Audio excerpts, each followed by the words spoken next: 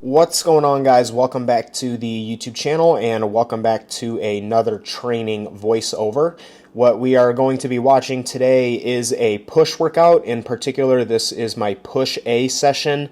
I actually did this one yesterday, so Sunday, August 20th, 2023, and I was 11 weeks out from my first show on this push day here. So as usual with these voiceovers, I don't really have any one particular topic that I want to talk about. I just kind of want to talk about the session as a whole. I have uploaded this session before on my YouTube channel, but there has been a couple of program adjustments that I have made since then. So I kind of just want to walk through those. So my opening movement here is the rear delt pull down, and this kind of serves a couple purposes for me. One, obviously it trains the rear delts. At this point in time, I personally prefer to train my rear delts on my push days. I notice that if I hit my rear delts on my pull days, the quality of the work is really quite poor. Now, there is one way that I could get around that, and that is by doing my rear delt work at the very beginning of the pull day, because that would allow me to isolate the rear delts and at the same time not really take away from my upper back or lat exercises. But to be fair, I feel like my rear delt development is pretty decent. I would not consider my rear delts to be like a massive point of emphasis, so I don't really feel the need to do that. Instead, because of this particular exercise here, I like to do this exercise first on my push days. Again, not only to help me get blood in my rear delts and everything, but I also feel like this is part of my warm-up and movement routine, and this helps me get my scapula and my shoulders and everything primed to press. So one of the questions that I always get whenever I post about a rear delt pull down is what makes it a rear delt pull down, and that is the complete lack of scapular movement. So what you'll notice if you kind of go back at the beginning of each of these sets, before I actually start doing the actual pull down reps themselves, you'll notice that I kind of go through some scapular retractions and protractions, and then I get my scapula depressed, and then I will lock it in place completely. And then what you'll notice as I'm doing these reps here is if you look at my scapula is hardly doing any movement at all. And so if my scapula isn't doing a lot of movement, that means that my traps, rhomboids, and upper back musculature isn't what's moving this weight. And that means that all of the movement is occurring at the upper arm, because obviously if the scaps are not moving, then the upper back cannot be contributing. So all of the tension that I feel on this particular movement is directed in the rear delt. Every time I post this, someone's going to say, oh, you're going to get some upper back and or lat recruitment. And first of all, maybe. Second, why would that be considered a bad thing? Obviously my goal is to isolate the rear delt to an extent, but if I can get some additional stimulus on those other muscle groups, then that's just a win as far as I'm concerned. But I just don't want it to be misinterpreted that that's my intention when I'm choosing that exercise. By picking an exercise like that, that allows me and demands that I control my scapula, and doing that before that I press, I feel like taking control of my scapulas, for lack of a better word, is very important to my pressing, and making sure that I'm keeping my shoulder blades and shoulders in general in a stable position and a safe position to press from, so that I can be as strong as I can while also being as safe as I can. And a really good 1-2 combination that I have found works really good with me is starting the session off with those rear delt pull downs, and then coming over here to this lying cuffed lateral. I basically call this a Y raise, because as far as I'm concerned, that's what I'm doing, is I'm mimicking a Y raise.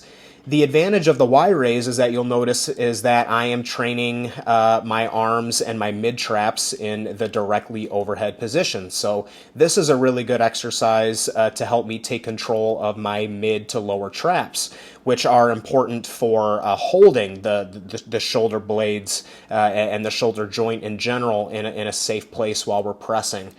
While I'm pressing, I'm kind of trying to keep my shoulders depressed throughout the range of motion, and keep my scapula slightly depressed. And it is those mid to low traps that will hold that area in place. And so this exercise, again, not only has two purposes. It allows me to train the side delt, the medial delt, which is very important from a physique development perspective. And it allows me to do that in a way that not only does not take away from my pressing, pressing, but I actually find that it helps with my pressing because it allows me to get blood into my mid-traps, which allows me to be stronger and more assertive in the press. So the rear delt pull down into the Y raise combination is one that I'm really liking right now. I'll be honest with you guys, if I had shoulders that were like really good and I didn't have shoulder issues, I wouldn't waste the time doing this stuff prior to pressing. I would just get straight into the press. And on days where I come in the gym and I feel really good, that is what I do, is I will just go straight into the press.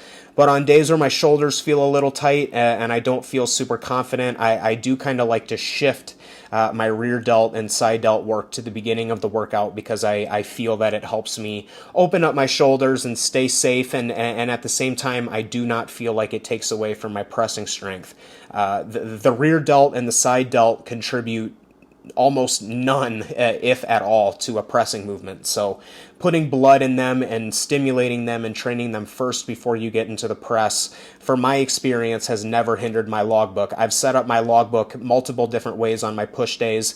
I've had my logbook go in a way where I've done 4 sets of lateral delt work before I even got into the first pressing movement, and there was no sacrifice to my pressing strength at all. Again, because the lateral delt does not contribute to presses at all. So I guess that's a good tip. If you're someone who has really weak medial delts, then I would consider programming some of your lateral work first on your push days and then in other days throughout the week as well. I wouldn't say that that's my main priority why I'm doing that. I wouldn't say that my side delts are really good, but I feel like they're decent. But it more or less has to do with the functional movement benefits of the Y raise. After 2 sets on the on the rear delt pull down and then 2 sets on the Y raise, by this point I'm pretty depressed. Wow, pretty depressed. Wow, that is not true. I am ready to press. Really butchered that one.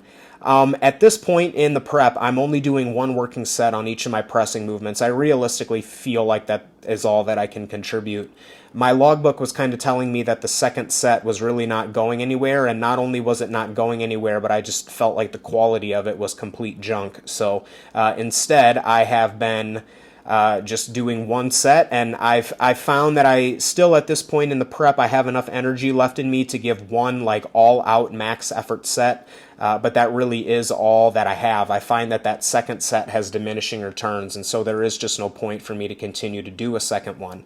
Holding performance on the 1 set that I did today, you'll notice that I did some partial reps at the end of the set here, and I don't remember if I end up cutting this out or if I leave this in, but this is kind of corny. As soon as I get off the machine, I kind of flip off the camera and everything. That was kind of me just being a smart ass. For whatever reason, man, I've had a lot of people who have been commenting on my content lately, like giving me shit for not doing partials. And I don't know what it is, man, but the fitness industry is like fucking obsessed with partial reps lately. And all of a sudden, if you don't do partial reps, you train like a pussy and nobody thinks that you train hard. So I wanted to throw in some extra partials there and then flip off the camera, because honestly, that's kind of how I feel about the whole thing. I think that the partial rep thing is beneficial, has its place, but to criticize people's training because they don't do partials is a little ridiculous.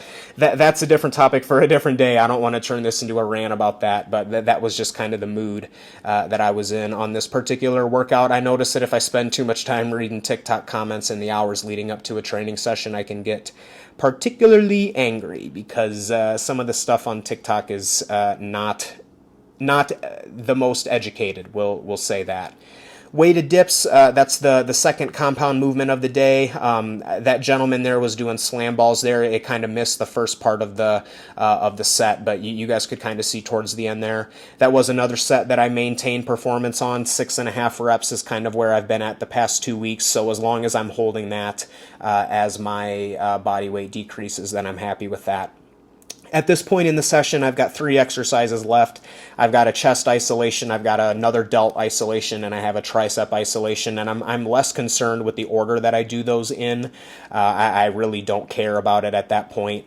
By the time that I finished the dip, the cable fly was open, so I just decided to head straight over to the cable fly, which is what you'll notice that I'm doing here. 2 working sets on this. By the time that I get here, I really only do 1 warm-up set for like 2 to 3 reps, and by this point in the workout, my chest is pretty pumped, so I really only do like 2 to 3 reps for 1 warm-up set just to kind of try and get the feel for the movement, and then I will get straight into my first working set, which is what you're seeing here. One of the nice things about the way that this particular gym is set up is what you will notice as soon as this set is over, is the cable station that is directly next to the one that I am sitting in and doing flies right now is the same cable station that I did my Y raises on, which is actually the same cable station that I do my second delt isolation movement on. So while I'm resting in between my first and second working set of the cable flies, I just get set up right next door on that same cable station for the behind the back lateral. Kind of the same thought process with the behind the back lateral, man. By this point in the session, my delts are pumped the fuck up, so I really only need to do like 1 warm-up set for like 3 reps, and then I am ready to go. So I just kind of go ahead and I knock out that quick warm-up set, just kind of refamiliarize myself with the behind the back lateral because that's what's next coming up. And then by that point, my breath has recovered to the point where I just get straight into the second working set of the cable fly, which is what you are seeing here. I ended up tying my first set and then taking an extra rep on the second set here. Something that I am considering doing is because I have reduced my pressing to just 1 set per exercise is to add that set back in to the chest fly here. If you guys watched my latest leg day video, or maybe I mentioned this in my prep vlog, I don't even remember at this point, but I kind of mentioned that as I have reduced my squats to just 1 set per session, instead of just reducing total session volume, I've just been redistributing. So I was doing 4 sets of quad work, 2 leg extension, and 2 squat. And now I'm doing 3 leg extension and 1 squat. And obviously setting things up that way, I'm doing 4 sets in both setups, but one setup is 2 isolation and 2 compound, and one is 3 isolation and 1 compound, which allows me to hit the same number of total sets with less overall fatigue, because obviously we cause more fatigue with each set of the compounds than we do with the isolations. So if we compare 2 different 4-set setups, and one has 3 isolation and 1 compound, and then the other has 2 isolation and 2 compound, yes, both of them have 4 working sets, but the setup with 2 compound sets is going to cause more fatigue. So that's kind of what I've been thinking about doing with my chest work, is instead of doing 2 sets of presses and 2 sets of flies, doing 1 set of presses and 3 sets of flies. Both setups, like I said, are going to be 4 sets, but it's just that the second setup with only 1 set of presses is going to cause less fatigue. So in this particular session, I only did 3 sets of chest, but I am contemplating adding in a 3rd one on the cable fly. That will be strictly dictated by how the progression goes on the first 2 sets here. If I'm struggling to progress the 2 sets that I'm currently doing, adding in a 3rd would be pretty redundant, but if I'm able to beat those 2 sets pretty easily, then I do think that I could and should manage a 3rd. After the cable fly, I get right into the behind the back cable lateral, and this is pretty much my direct contrast movement to the Y raise. The Y raise overloads very heavily in the shortened position, and you'll notice on the Y raise that I paused in the shortened position for a considerable period of time. The behind the back lateral, because of the way that it's set up, overloads pretty heavily in the lengthened position, and you'll notice that I still pause in the peak contraction, but I am spending a more noticeable pause in the stretch position before I start the next rep, and that's simply because this is where the tension is the highest on this particular exercise, is in the stretch position.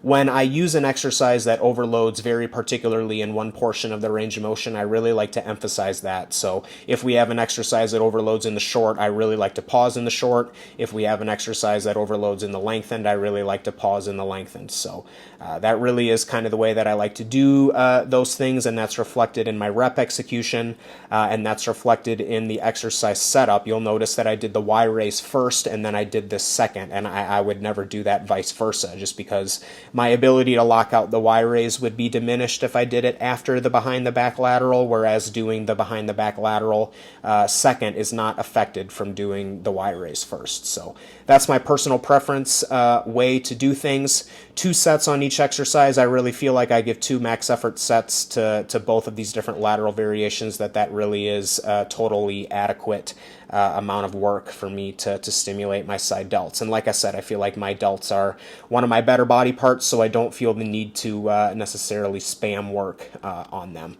And then the final exercise of the day is my tricep isolation, which is actually a machine dip. And every time I post this, the internet kind of likes to voice their opinion on it, on why it is that I do 2 different dips in the same workout. So first of all, this gym has a particular apparent lack of tricep isolations. The only other one that I really care for is the overhead extension that the gentleman to my left is sitting on, but even that I don't really care for. I've used way better overhead extensions, and I just don't really care for that one. So the only other option would be maybe like a rope extension of some sort, which I haven't written off, but I just like stuff that's a little bit more externally stabilized. And I really, really like this hoist dip. Now, I've noticed on this hoist dip that if I set the seat all the way to the bottom, that I can get a really, really good full stretch, but it is not the full stretch, so to say. So right here, where you're seeing me hit that full stretch, that's as far as I can go before the weight stacks touch each other. In between my, second set, first and second set of this, I'm just kind of mixing up the post-workout shake so that it's ready to go after I finish my last set. But I do find that the free weight dip overloads very heavily in the lengthened position, and because of the way that I set up this machine dip, it has almost no tension in the lengthened position, and it overloads more heavily as it locks out. So again, very similar to the 2 lateral raise setup. Even though the movement pattern is the same, I'm doing 2 dip exercises. One of them overloads more in the lengthened, and the other one overloads more in the shortened, and it just feels considerably better for me to do things that way. So as soon as the session was over, this was an early Sunday morning session, so I had some good time left to be able to get some steps in, and that is what I ended up doing. As soon as this session was done, we just hopped on the treadmill and got that taken care of, did some posing, and that was all that she wrote. Thanks for watching, guys. Any questions, let me know.